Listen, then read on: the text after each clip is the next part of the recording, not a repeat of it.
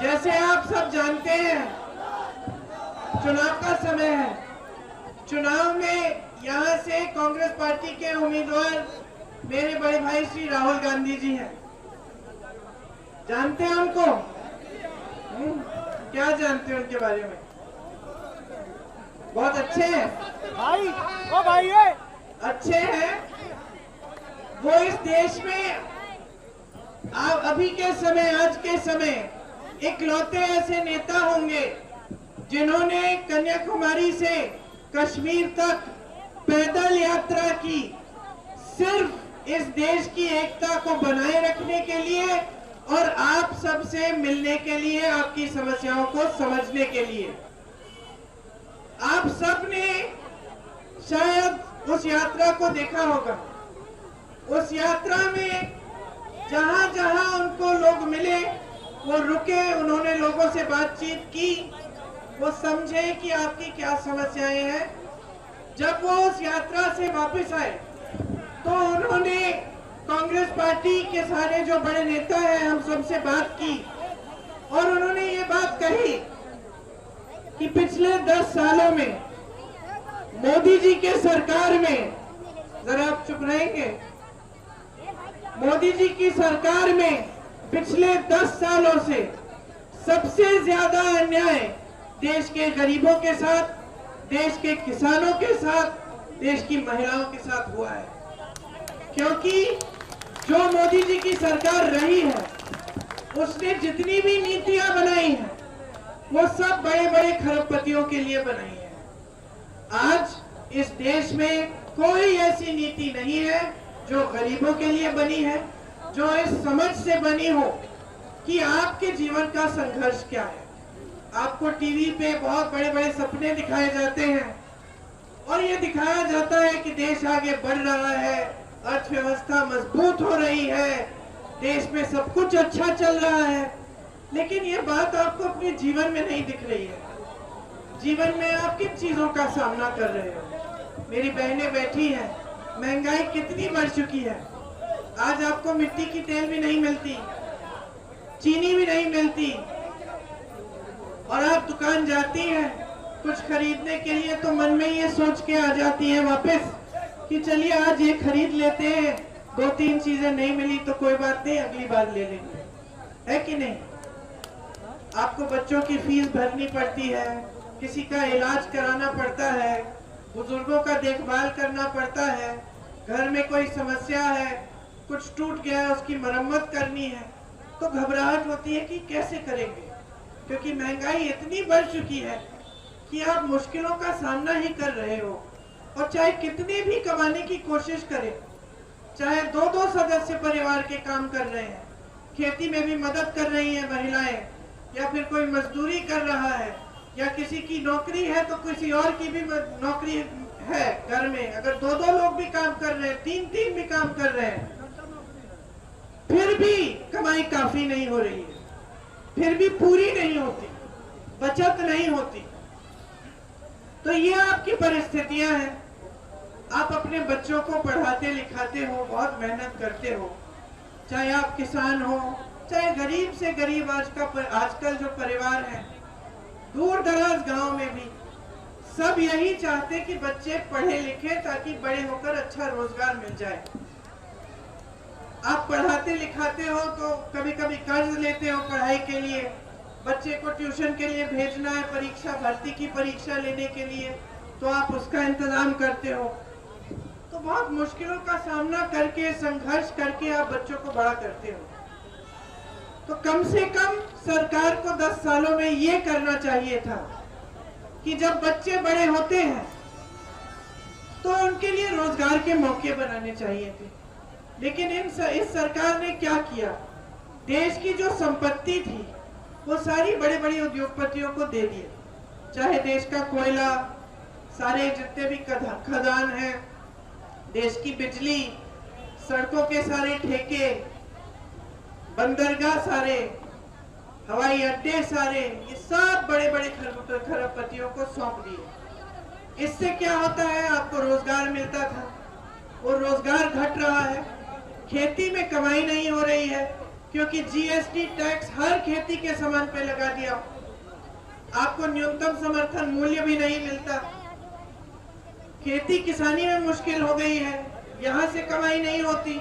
जब किसान खुद नहीं कमा रहा है तो कम मजदूर रखता है, तो रोजगार भी खेती से फिर कम बनता है। जो छोटे दुकान होते थे, मध्यम बिजनेस होते थे, जो किसी ने अपना यूनिट शुरू कर लिया, छोटा सा कारोबार शुरू कर लिया, उसकी कमर तोड़ दी सरकार ने। पहले नोटबंदी लाए, फिर जीएसटी लाए, उनकी भी कमाई नहीं हो रही, तो वो कहां से रोजगार दिलवाएंगे। तो जितने भी रोजगार के साधन थे वो तकरीबन इन्होंने बंद कर डाले। तो रोजगार बनाने का काम नहीं हुआ, ऊपर से महंगाई बढ़ती चली गई।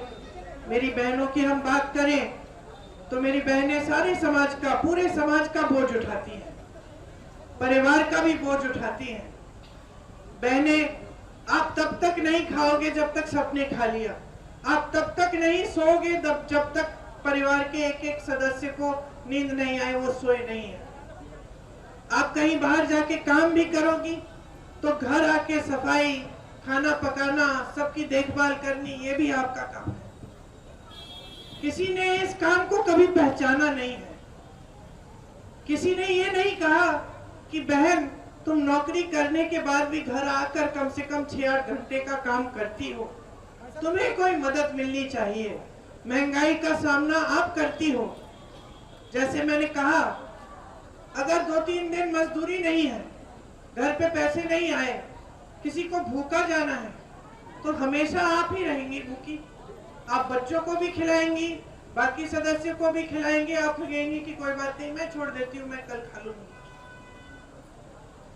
लेकिन किसी ने आपके इस संघर्ष को पहचाना नहीं है। आज बड़ी बड़ी राजनीतिक दल कहते हैं कि हम आरक्षण दे रहे हैं महिलाओं को, भाजपा के नेता कहते हैं, मोदी जी कहते हैं, लेकिन ये सब चुनावी जुमले हैं। क्योंकि जो आरक्षण वो देना चाह रहे थे वो 10 सालों के लिए तो लागू ही नहीं होगा। जब महिलाओं के साथ अत्याचार होता है, चाहे हाथरस में, चाहे उन्नाव में, चाहे कर्नाटका में, चाहे मणिपुर में, तो ये किसका, जो जिसने अत्याचार किया है उसकी रक्षा हो रही है। बार बार ये हमने देखा है। तो जब महिलाओं की बात आती है तो सब इसको जुमला कर बड़े सपने दिखा देते। बाकी समय आपके लिए सिर्फ 5 किलो का राशन है बस, और इस 5 किलो के राशन में किसी का पेट नहीं भर रहा है।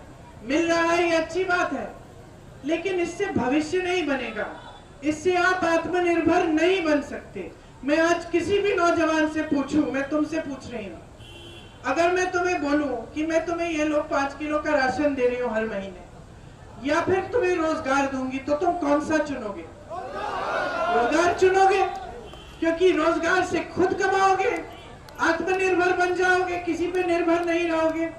तो आपको समझना पड़ेगा कि जो राजनीतिक दल इस तरह की नीति बनाएगा जिससे आप निर्भर रहेंगे लेकिन आप आत्मनिर्भर नहीं हो सकते, आप अपने पैरों पे नहीं खड़े हो सकते, उसकी नीति ठीक नहीं है।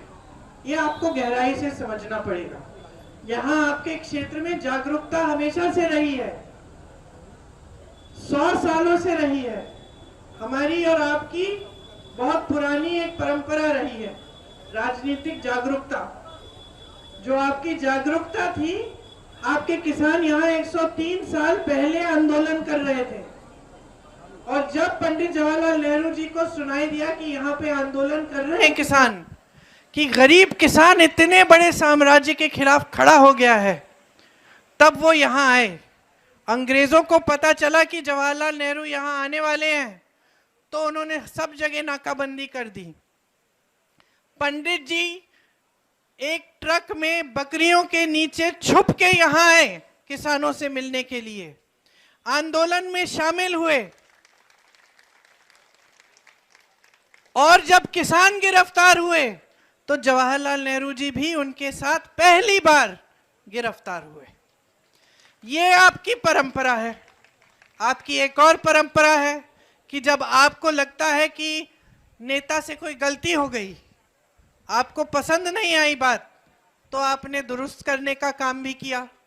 आपने इंदिरा जी जैसी महान हस्ती को भी दंड दिया, एक चुनाव हराया क्योंकि आप नाराज थे। आपने कहा कि जो इनकी एक नीति आपको पसंद नहीं आई। इंदिरा जी आपसे नाराज नहीं हुई, इंदिरा जी आपका आदर करती थी। वो समझी कि आज अगर मैं हारी हूं तो जनता मुझे कुछ कह रही है, मुझे सुनने की जरूरत है। आज के नेता क्या कहते हैं? जनता सवाल उठा रही है, मुंह बंद करो इनका, गिरफ्तार कर लो, बंद कर दो, सवाल किसी को नहीं उठाना चाहिए। आज की सरकार क्या कहती है कि नीति बनेगी लेकिन जनता के जरूरतों के आधार पर नहीं बनेगी, नीति बनेगी तो बड़े बड़े खरबपतियों के आधार पर बनेगी। आज की सरकार क्या कह रही है कि किसानों को गरीबी की दलदल में रहने दो, इन पे टैक्स बढ़ा दो, इनकी हर चीज को महंगी कर दो, ये आंदोलन करेंगे। 600 किसान शहीद हुए आंदोलन में, इनकी सुनवाई नहीं होगी। आज की सरकार कह रही है कि बड़े बड़े खरबपतियों की कर्ज माफ कर दो, 16 लाख करोड़ रुपए उनके माफ किए, किसानों का 1 रुपया माफ नहीं किया। जो कानून लाने वाले थे, जो कानून किसानों वाले कानून लाने वाले थे, जिसके खिलाफ तमाम देश के किसानों ने आंदोलन किया 2 साल पहले, वो कानून क्या थे? वो कानून यही थे कि खेती किसानी भी बड़ी खरबपतियों को सौंप दी जाए। तो आपको समझना पड़ेगा अपनी जागरूकता से, ये जो जागरूकता की परंपरा है यहाँ की, कि आज देश में क्या हो रहा है और क्या परिस्थितियां बन रही हैं। आपका जीवन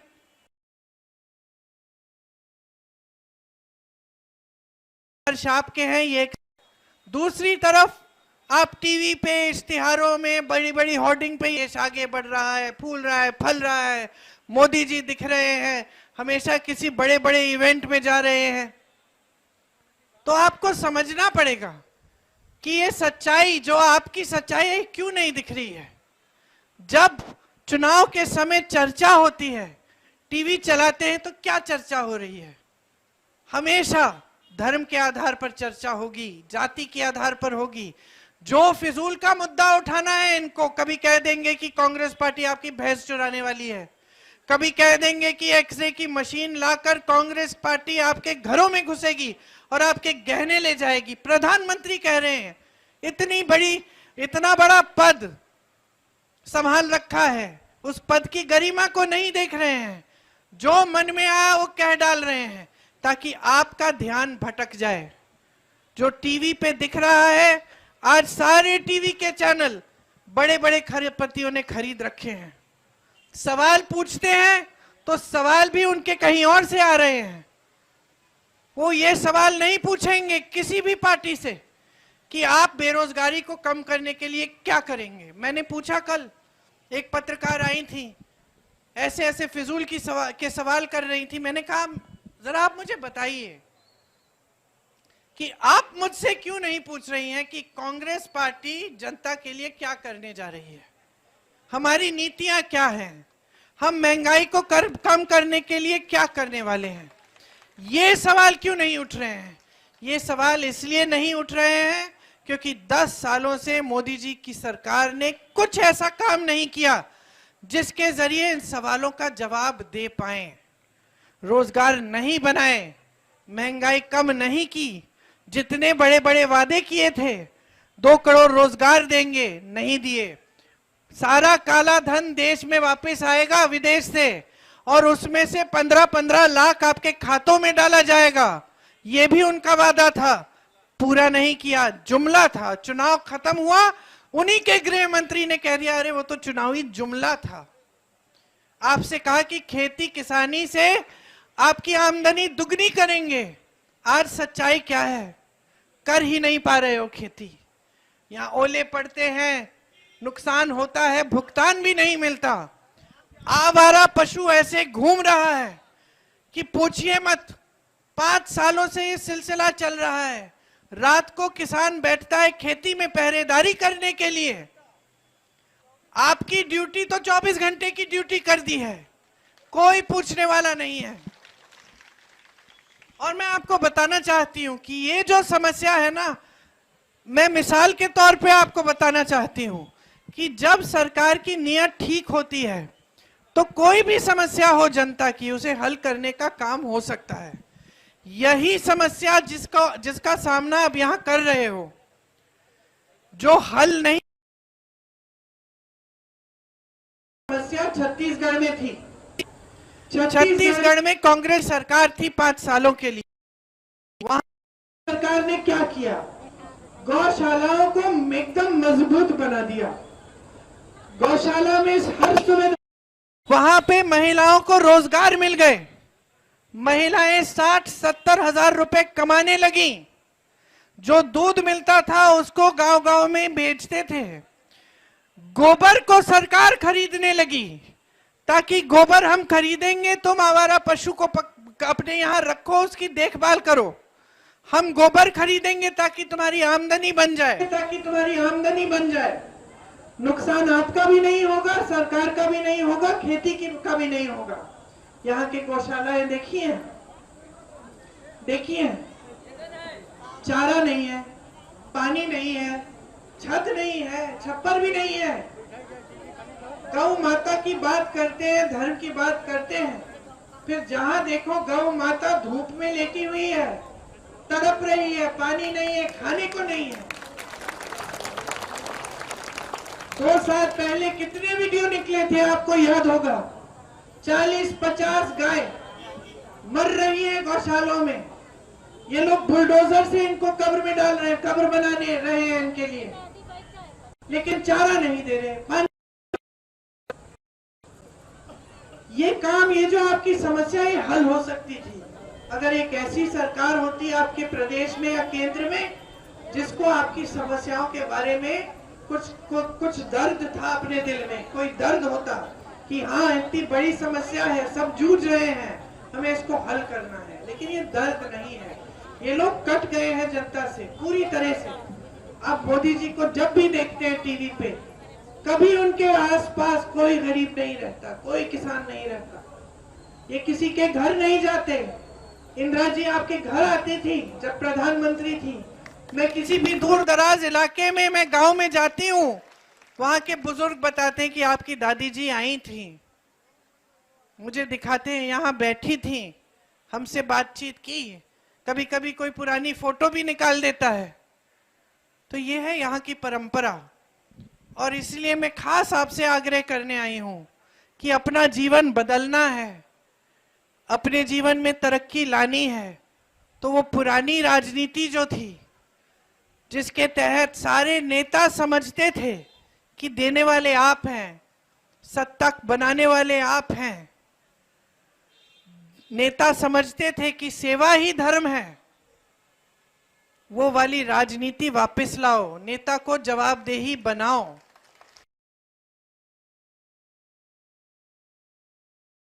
जरूरत नहीं है करने की, कोई करने की जरूरत नहीं है, क्योंकि चुनाव के समय हम तो धर्म की बात करेंगे, खासतौर से अपनी बहनों से शपथ दिलवाएंगे भगवान के नाम कि भाजपा को वोट दे दो, वोट मिल जाएगा, हम जीत जाएंगे और बाद में काम करने की जरूरत नहीं है। ये गलत है, ये बहुत खराब आदत डलवा दी है आपने नेताओं की।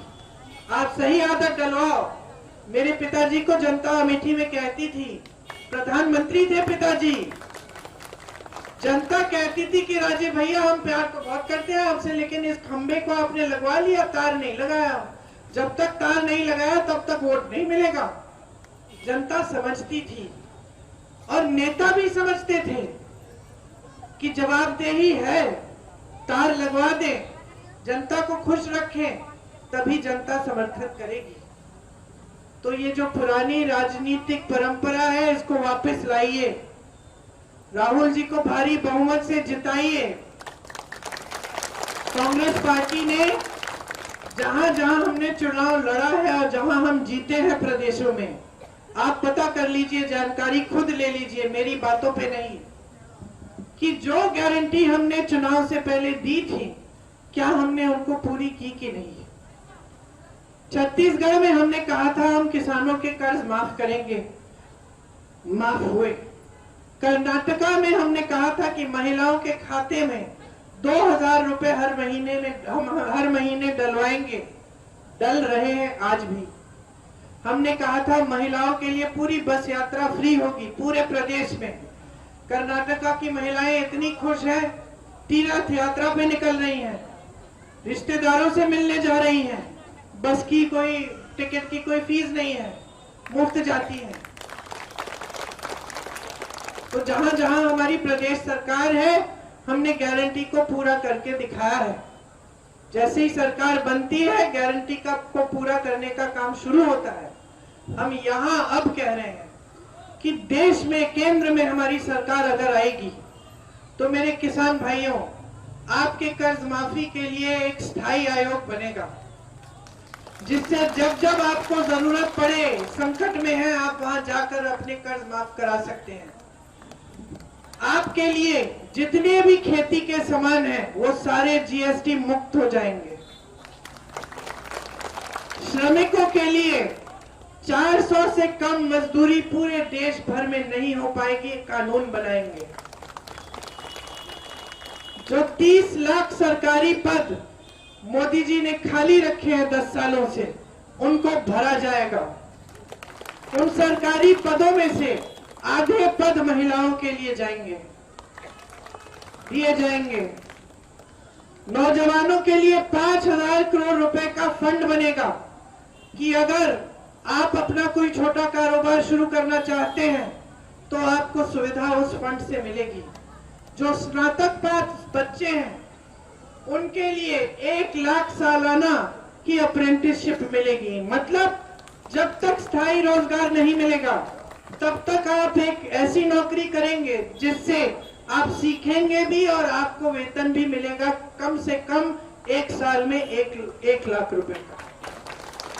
मेरी बहनों, आपके लिए जो गरीब परिवार की सबसे बड़ी महिला है, उसके खाते में हर महीने 8,500 रुपए कुल मिलाकर 1 साल के बाद वो 1 लाख रुपए बनता है, आपके खाते में डायरेक्ट सरकार डालेगी। ये उस बात की पहचान है कि आप घर पे भी कितना काम करती हैं, आप गृहस्थी संभालती हैं, परिवार को संभालती हैं, ये उस बात की पहचान है। हम आपको मजबूत करने का काम करना चाहते हैं। तो इसी तरह से हमारी तमाम गारंटी है। ये तो सिर्फ थोड़ी है जो मैंने बताई आपको, इसके अलावा भी बहुत सारी गारंटी है जिनके बारे में आपको पूरी जानकारी हमारे कार्यकर्ता देंगे। हम इन सब को पूरा करके आपको दिखाएंगे। एक ऐसी सरकार लाना चाहते हैं हम जो खरबपतियों के लिए नहीं, आपके लिए चले। हमने हमेशा उद्योग का समर्थन किया है, उसको बढ़ाया है। आपने यहाँ भी देखा, रायबरेली में इंदिरा जी ITI लाई, अमेठी में मेरे पिताजी BHEL लाए, HEL लाए। ये सब काम भी किए हमने, चाहे प्राइवेट सेक्टर हो चाहे सरकारी सेक्टर हो, हमने सबको मजबूत किया है ताकि आपको रोजगार मिले। लेकिन ऐसा कभी नहीं हुआ है कि 5-6 खरबपति पूरी देश की संपत्ति ले रखे हैं, उनको दिया जा रहा है सरकार के द्वारा, और बाकी जो जनता है 90% जनता वो खाई में ही रह रही है। तो इन परिस्थितियों को बदलने के लिए आप भारी बहुमत से इस चुनाव में राहुल जी को जिताइए। आपको एक ऐसे सांसद मिलेंगे जो दिन रात आपके लिए काम करेंगे, आपके लिए समर्पित रहेंगे। ये मैं दावे के साथ कह सकती हूँ। डरते नहीं हैं, झुकते नहीं हैं। जहां अन्याय देखते हैं वहां अन्याय के खिलाफ खड़े रहते हैं। कोई इनको दबा नहीं सकता, कोई इनको डरा नहीं सकता। ये आपके हैं और आपके ही रहेंगे। आप सबको बहुत बहुत धन्यवाद। आप सबको बहुत बहुत धन्यवाद। भैया का ये जो मशीन है आपकी, उसमें भैया का 3रा नंबर है बटन, 3रे नंबर पर दबाकर भैया को विजयी बनाइए। बहुत बहुत धन्यवाद। जय हिंद।